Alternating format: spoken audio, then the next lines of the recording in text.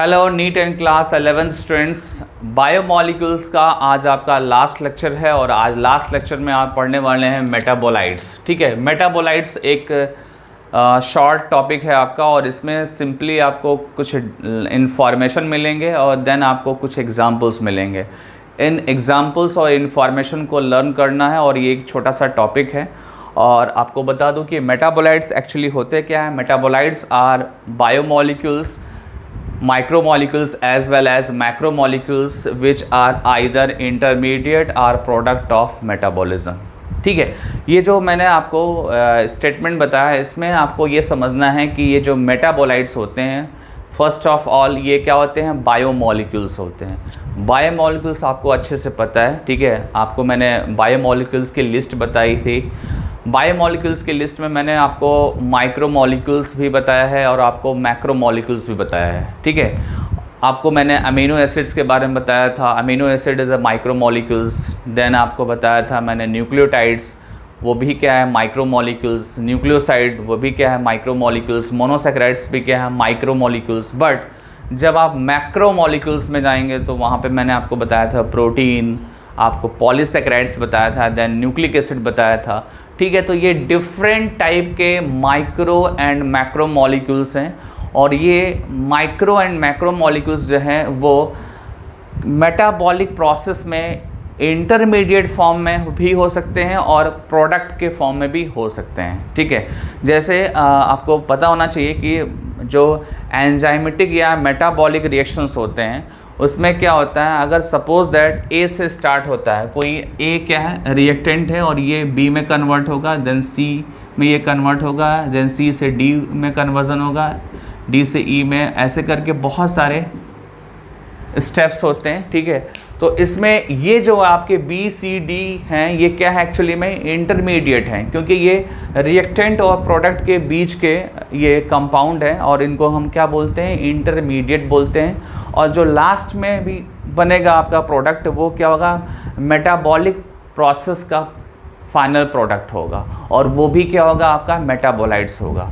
ध्यान देना आप, जो आपको रिएक्टेंट और प्रोडक्ट के बीच में जो भी आपको कंपाउंड्स दिख रहे हैं that is a intermediate compound. ठीक है, और जो फाइनली प्रोडक्ट्स बन रहा है वो क्या है, मेटाबॉलिक प्रोडक्ट्स हैं और वो भी क्या होंगे, आपके मेटाबोलाइट्स होंगे। Intermediates and product of metabolism, these are the metabolites. और आप ऐसे भी बोल सकते हैं कि मेटाबॉलिक प्रोसेस में जो भी मॉलिक्यूल्स इन्वॉल्व होते हैं वो सारे के सारे मॉलिक्यूल्स क्या होते हैं, मेटाबोलाइट्स होते हैं। ठीक है, ये आपको लर्न करना होगा।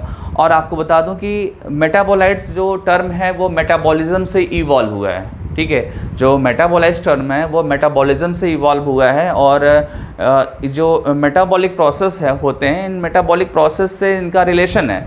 मेटाबॉलिक प्रोसेस में मेटाबोलाइट्स इन्वॉल्व होते हैं या इंटरमीडिएट फॉर्म में होते हैं या प्रोडक्ट्स के फॉर्म में होंगे। ओवरऑल मेटाबोलाइट का रिलेशन किससे है, मेटाबॉलिज्म से है। और आपको पता होना चाहिए कि जो मेटाबॉलिज्म होते हैं उसके टू टाइप्स होते हैं। फर्स्ट जो टाइप होता है वो होता है आपका,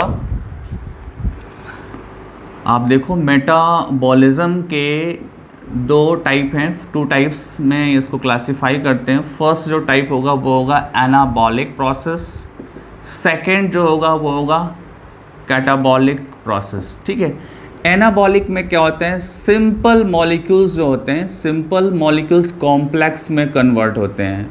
ठीक है, for example amino acid convert into protein. ठीक है, कैटाबॉलिक में क्या होता है, कॉम्प्लेक्स मॉलिक्यूल्स का ब्रेकडाउन होता है और वो सिंपल फॉर्म में कन्वर्ट होते हैं। For example protein break into amino acid. ठीक है, जब प्रोटीन का ब्रेकडाउन होगा तो अमीनो एसिड का फॉर्मेशन होता है। ठीक है, तो मैंने आपको बताया कि एनाबॉलिज्म में क्या होता है, एनाबॉलिज्म में सिंपल मॉलिक्यूल्स जो हैं वो रिएक्ट करते हैं, एसोसिएट करते हैं, बॉन्डिंग करते हैं और एक कॉम्प्लेक्स मॉलिक्यूल का फॉर्मेशन करते हैं। और कैटाबॉलिक प्रोसेस में क्या होता है, कॉम्प्लेक्स मॉलिक्यूल्स का ब्रेकडाउन होता है, देन सिंपल मॉलिक्यूल्स बनते हैं और ये जो प्रोसेस होगा ये होगा catabolic process.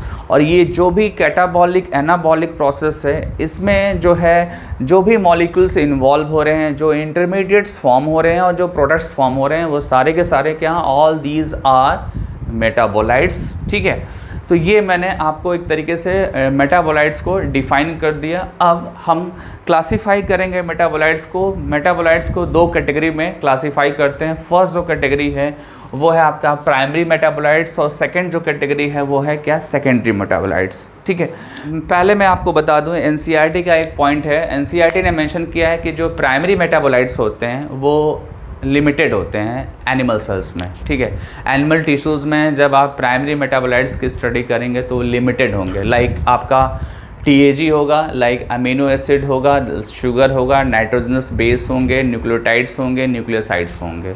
These are the primary metabolites which is found in animal tissues. Whereas जब आप फंगल सेल्स, प्लांट्स और माइक्रोबियल सेल्स में स्टडी करेंगे प्राइमरी मेटाबोलाइट्स को, तो ये आपको थाउजेंड्स नंबर में मिलेंगे, बहुत सारे नंबर्स में आपको मिलने वाले हैं। ठीक है, ये एनसीईआरटी की लाइन है। इस लाइन के बाद अब हम डिफ्रेंशिएट करेंगे प्राइमरी एंड सेकेंडरी मेटाबोलाइट्स को। ठीक है, प्राइमरी मेटाबोलाइट्स में जो फर्स्ट पॉइंट है वो ये है कि प्राइमरी मेटाबोलाइट्स जो है ये फिजियोलॉजिकली फंक्शंस परफॉर्म करते हैं किसी भी बॉडी में। Primary metabolites perform physiological functions in the body. ठीक है, फंक्शन की बात अगर करें तो अगर आप फिजियोलॉजिकल फंक्शन की बात करें तो इसमें आपका ग्रोथ भी आएगा, डेवलपमेंट भी आएगा और रिप्रोडक्शन भी आएगा। ठीक है, मतलब सिंपल है कि प्राइमरी मेटाबोलाइट्स जो है ग्रोथ, डेवलपमेंट और रिप्रोडक्शन में इन्वॉल्व होता है। वेयर एज सेकेंडरी मेटाबोलाइट्स जो है ये इकोलॉजिकल फंक्शन परफॉर्म करते हैं, इकोलॉजिकल फंक्शन परफॉर्म करते हैं। और सेकेंडरी मेटाबोलाइट्स जो है ये प्राइमरी मेटाबोलाइट्स से डिराइव होते हैं। ठीक है, इनका जो डेरिवेशन होता है या इनका जो फॉर्मेशन होता है वो प्राइमरी मेटाबोलाइट्स से होता है। ठीक है, ये आपको समझना होगा। तो ये मैंने दो पॉइंट यहाँ पे डिस्कस कर लिए। ठीक है, एक बार मैं फिर से रिपीट कर दूँ कि ये जो आपके प्राइमरी मेटाबोलाइट्स होते हैं ये फिजियोलॉजिकल फंक्शंस में बॉडी में इन्वॉल्व होते हैं। और फिजियोलॉजिकल फंक्शंस में लाइक आपका ग्रोथ हुआ, आपका रिप्रोडक्शन हुआ, डेवलपमेंट हुआ, इस टाइप के प्रोसेस में प्राइमरी मेटाबोलाइट्स इन्वॉल्व होने वाले हैं। वेयर एज सेकेंडरी मेटाबोलाइट्स जो होंगे वो इकोलॉजिकल फंक्शंस में परफॉर्म करेंगे। और देन सेकेंडरी मेटाबोलाइट्स जो डिराइव होते हैं वो किससे होते हैं, डिराइव प्राइमरी मेटाबोलाइट्स से होते हैं। ठीक है, अब आते हैं नेक्स्ट पॉइंट पे। नेक्स्ट पॉइंट ये है कि जो आपका प्राइमरी मेटाबोलाइट्स है ये लार्ज क्वांटिटी में फॉर्म होता है। ठीक है, और इसका एक्सट्रैक्शन किसी भी बॉडी में अगर आप वहाँ से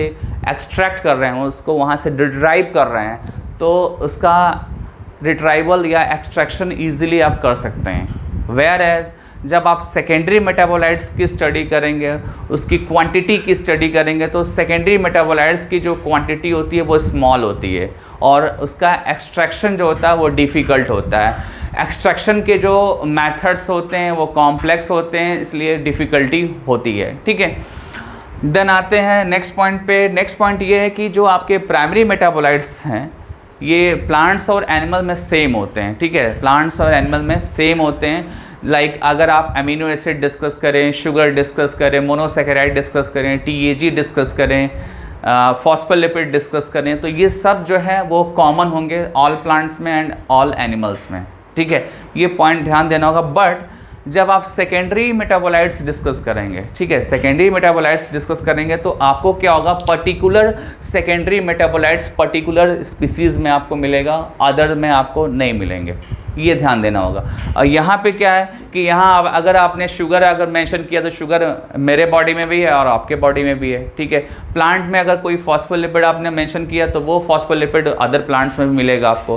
तो ये चीज़ आपको ध्यान देना होगा कि जो प्राइमरी मेटाबोलाइट्स होते हैं वो सारे प्लांट्स में सेम टाइप के होते हैं, बट सेकेंडरी मेटाबोलाइट्स जो होते हैं वो जो है वो स्पीसीज़ रिस्ट्रिक्टेड होते हैं, स्पीसीज़ रिस्ट्रिक्टेड होते हैं, पर्टिकुलर स्पीसीज़ में पर्टिकुलर सेकेंडरी मेटाबोलाइट्स होते हैं। ठीक है, अब लास्ट पॉइंट पे आते हैं। लास्ट पॉइंट ये है कि प्राइमरी मेटाबोलाइट्स जो होते हैं ये पॉइजनस नहीं होते हैं, they are not poisonous. But जब आप सेकेंडरी मेटाबोलाइट डिस्कस करेंगे तो सेकेंडरी मेटाबोलाइट्स में कुछ ऐसे सर्टन ऐसे आपको मिलेंगे मेटाबोलाइट्स जो पॉइजनस होंगे। कैसे होंगे वो? पॉइजनस होंगे। मैंने मेंशन कर रखा है some of these compounds are poisonous. ठीक है, तो ये चीज़ ध्यान दीजिएगा और आपको एग्जाम्पल्स में बता दूं कि प्राइमरी मेटाबोलाइट्स में amino acid, sugar, fatty acid, glycerol, nitrogenous base, nucleoside, nucleotides, ठीक है।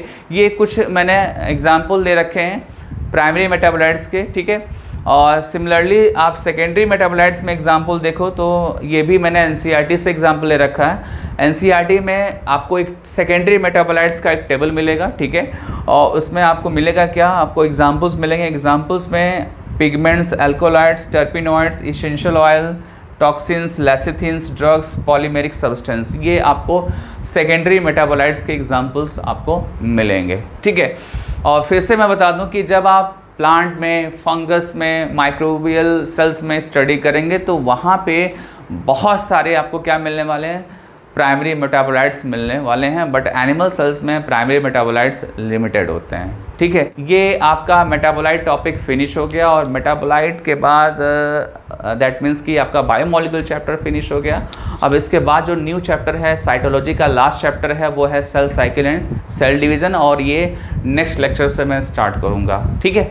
तो अब तक आप रिवीजन करिए बायोमोलिक्यूल्स का, एमसीक्यू क्वेश्चन सॉल्व करिए, डिस्क्रिप्टिव क्वेश्चन सॉल्व करिए, ठीक है। Okay students, bye.